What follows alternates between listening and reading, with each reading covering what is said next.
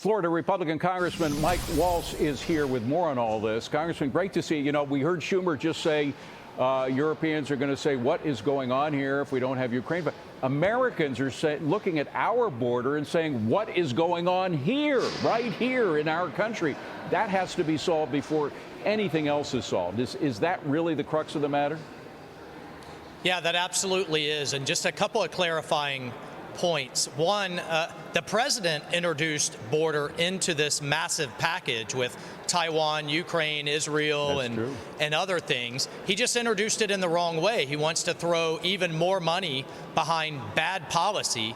But it wasn't Republicans that introduced border in this conversation. It was him. We're just now Republicans trying to fix his bad policy, one. Two, this isn't about politics. This is about national security, and a secure border is national security. And when Biden's own FBI director is basically saying it's only a matter of time until we're attacked by one of the hundreds of individuals on the terrorist watch list that they're trying to track down, you would think that alone would be enough for the Biden administration to change policies. And then thirdly, when it does come to Ukraine, what's the strategy? What's the end state? David, I just left a closed-door meeting, and even behind closed doors, we cannot get a clear articulation of where this is all going, how many times will they have to come back to the American people to ask for money, and how do we get out of this stalemate in Ukraine that Biden's dithering has backed us into. So border, strategy, before you just talk about blank checks from the American people. Let's just talk a little bit about Zelensky, because again, a year ago it was hail the conquering hero. He was, you know, he just had a charm about him and this veneer of invincibility that led to all these billions being spent on his cause in Ukraine. Now that charm is kind of worn off a little. He doesn't seem to have the same spark that he did with all congressmen, or am I misseeing it?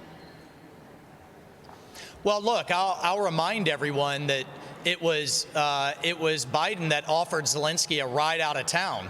So I do think he should be commended for taking a stand. The Ukrainians are doing the fighting and dying. Yeah, that's true. They're asking for the beans and the bullets. And I do think Putin had every intention of slicing through Ukraine and hitting a NATO country. But we stopped, you know, in an emergency situation, we have successfully stopped Putin. Now we need to have a real debate about what is in America's interest moving forward, and what's the strategy to get there. And just Biden saying, trust me, don't ask tough questions, just sign the blank check. Hell no, we're not going to do that anymore. You know, for Jake Sullivan and Biden to say, if you ask questions on the behalf of the American people, then you're pro-Russia, is frankly insulting and not helping the cause. Well, and Americans want accounting for their money. I mean, not that they don't appreciate the cause. They don't want Russia to go in and become the old Soviet Union, taking over half of Europe again.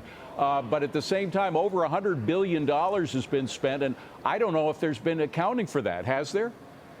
Well, and to your point, the American people don't just look at this through kind of a soda straw like Washington does. You know, they're looking at gas prices, they're looking at 8% mortgage rates, they're looking at inflation that's killing their paycheck, and they're looking at our out-of-control border and saying, hey guys, what's your priorities here? Republicans have made it clear that we have to secure our border first. It's not an either-or, it's a matter of priorities, number one. And number two, by the way, it's failed energy policy that's kept Russia and Iran rich, and now we're essentially spending against ourselves with double bad policy. That's a great point. So we need to talk about policy changes, not money and you know, I mean, Washington loves to talk about money and troop numbers. Let's talk about goals and strategy. Congressman, before you go, I talk about another priority and whether it has become one. That is the impeachment inquiry.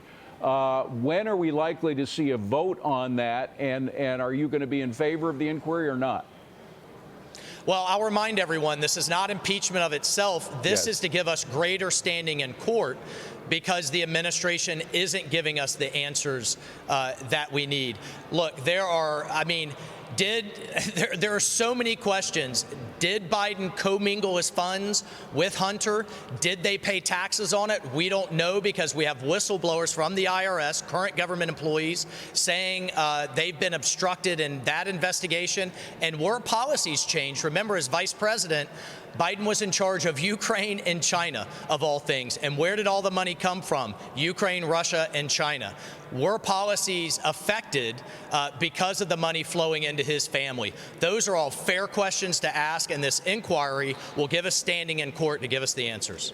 As of now, do you have enough evidence to prove the charges of bribery? Well, that's why we want the inquiry to give us even more evidence. This is very serious. So I we guess should be the very answer is somber no, about it. you don't have enough evidence right now. Well, I think, look, there's so much smoke. I think we're going to find the fire, but we need to get the bank records and the things we need that we've been asking for. Congressman Mike Waltz, great to see you as always, sir. Thank you for being here, and thank you for your service. I appreciate it. All right, thank you.